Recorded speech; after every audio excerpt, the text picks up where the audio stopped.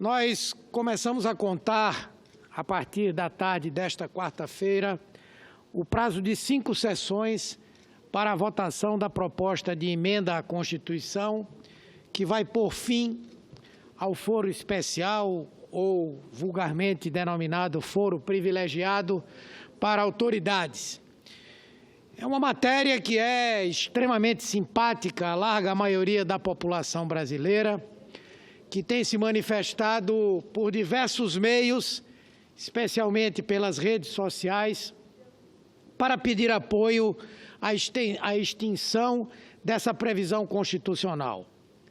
O foro privilegiado é atualmente um guarda-chuva sob o qual estão não só deputados federais e senadores, como muitos acreditam, mas cerca de 22 mil autoridades em todo o país, como governadores, magistrados e membros do Ministério Público. É preciso dizer que ele foi introduzido na Constituição Cidadã de 88 com o espírito, principalmente, de resguardar alguns agentes do Estado de eventuais perseguições políticas, muito comuns no regime militar que antecedeu a redemocratização, mas parece ter perdido a sua finalidade, particularmente por não ser mais compreendido e aceito pela maioria dos brasileiros.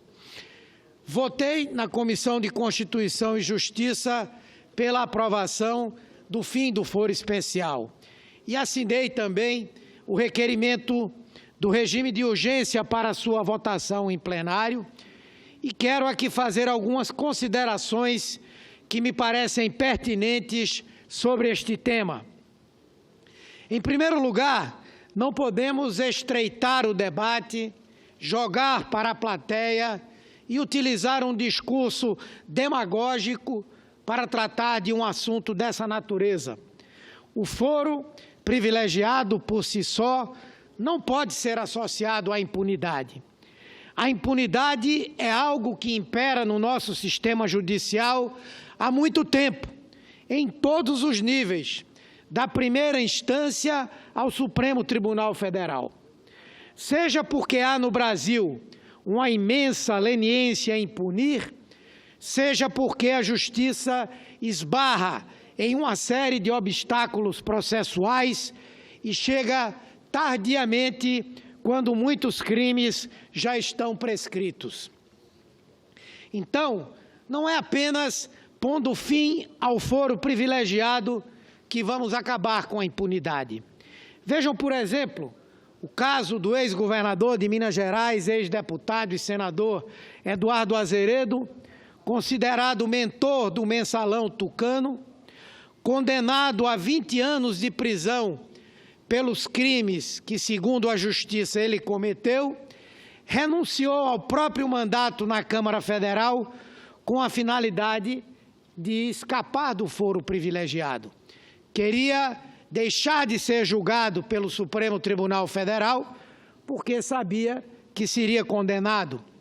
E o que aconteceu? Com a sua renúncia, o caso foi mandado para a primeira instância em Minas Gerais, passou meses sem que um único juiz fosse designado a cuidar dele e até hoje não chegou ao fim, havendo concretamente a possibilidade de que ele seja acolhido pela impunidade pelo fato dos crimes prescreverem em breve. Por outro lado, aqueles que foram envolvidos e julgados na ação penal 470, o chamado mensalão, foram todos condenados com extrema velocidade pelo STF e sentenciados, cumpriram e cumprem as penas que lhes foram atribuídas naquele mesmo foro privilegiado. De forma que não podemos simplesmente substituir o foro privilegiado pelo fórum privilegiado, onde alguém que é amigo do juiz e dos promotores ou procuradores na primeira instância vai empurrando com a barriga os processos a que responde, graças ao compadrio e às conveniências políticas arranjadas nas suas cidades ou nos seus estados. Todos sabemos que governadores, por exemplo, nomeiam desembargadores, nomeiam o Procurador-Geral de Justiça, que guardam suas influências junto a eles, assim como prefeitos, como parlamentares, como os juízes que são julgados pelos seus próprios pares. Então, não sejamos ingênuos em achar que o fim do foro privilegiado vai pôr fim à cultura da impunidade no Brasil. Vamos acabar com esse foro especial, mas vamos também ajustar os mecanismos legislativos e de controle necessários ao efetivo cumprimento da justiça, sem apadrinhamentos e compadrios, célere, mas com respeito aos ritos. Rui Barbosa nos ensinou que uma justiça tardia não é justiça, senão uma injustiça qualificada e manifesta.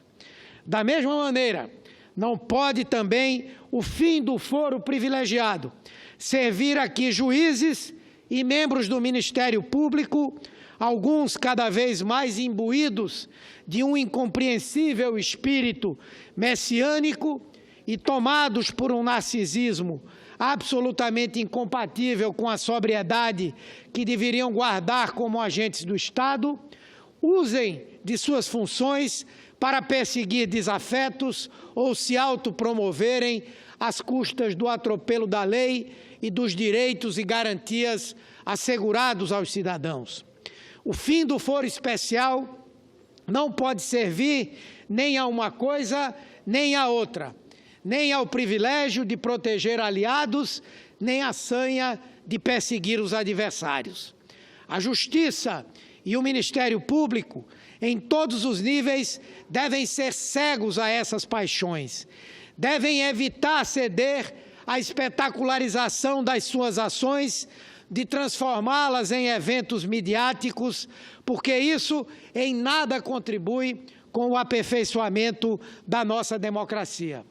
E foi com esse espírito que, na reunião de líderes ontem, eu propus que, na chamada sessão temática que foi sugerida por um de nossos companheiros para tratar sobre o tema antes da votação, que nós trouxéssemos aqui os representantes do Ministério Público, os representantes do Supremo Tribunal Federal, especialistas e vários outros que serão atingidos por essa mudança. Ou seja, nem o Senado, nem o Congresso Nacional podem fazer uma mudança tão ampla sem que todos aqueles que são abrangidos por esse instituto possam vir aqui se manifestar.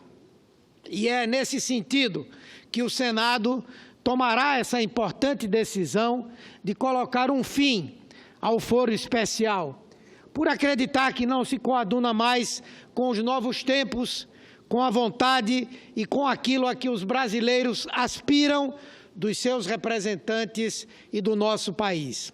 E essa é uma responsabilidade que deve ser assumida por todas as autoridades estatais. Espero, sinceramente, que esses ventos amainem a fogueira das vaidades, hoje muito comum, e sejam muito bem assimilados por todos os agentes públicos. Agradeço a Vossa Excelência. Se possível, Vossa Excelência poderia me conceder uma parte, com a anuência do presidente? Com certeza, ainda me resta um tempo. Senador Humberto Costa, Vossa Excelência se referiu a um tema, a um assunto da maior importância, que é a questão do foro privilegiado e, em cima disso, também a questão do abuso de autoridade. Eu, inclusive, acho que são assuntos tão importantes que eles devem ser considerados e debatidos em propostas diferentes, que não haja nenhuma ligação na hora do voto entre uma e outra proposta, uma vez que o tema que foi ontem discutido aqui e aprovado pela própria mesa, que é o foro de autoridade, é um tema quase consensual nesta casa. Vossa Excelência é favorável, como grande líder que é nesta casa, como um grande pensador, eu também sou favorável ao fim do foro privilegiado. Quanto à questão do abuso de autoridade, que é um tema mais polêmico, isso deve ser visto com mais profundidade dentro da Comissão de Justiça, como já foi decidido aqui no Senado Federal. De forma que eu acho que juntar um tema consensual, como é o fim do foro privilegiado, com um tema polêmico, como é o abuso de autoridade, significa que nada vai mudar. Ou seja, é para se aproveitar da última proposta, que é o abuso de autoridade, para ajudar a não aprovação da primeira proposta, que é o fim do foro privilegiado. Agradeço a Vossa Excelência. Eu agradeço a parte, Vossa Excelência, digo que também concordo com esse pensamento, mas entendo e acho que Vossa Excelência entende que esses dois assuntos são relevantes para serem objeto de votação em momentos distintos, mas que sejam não tão distantes entre si. Muito obrigado, senhor presidente.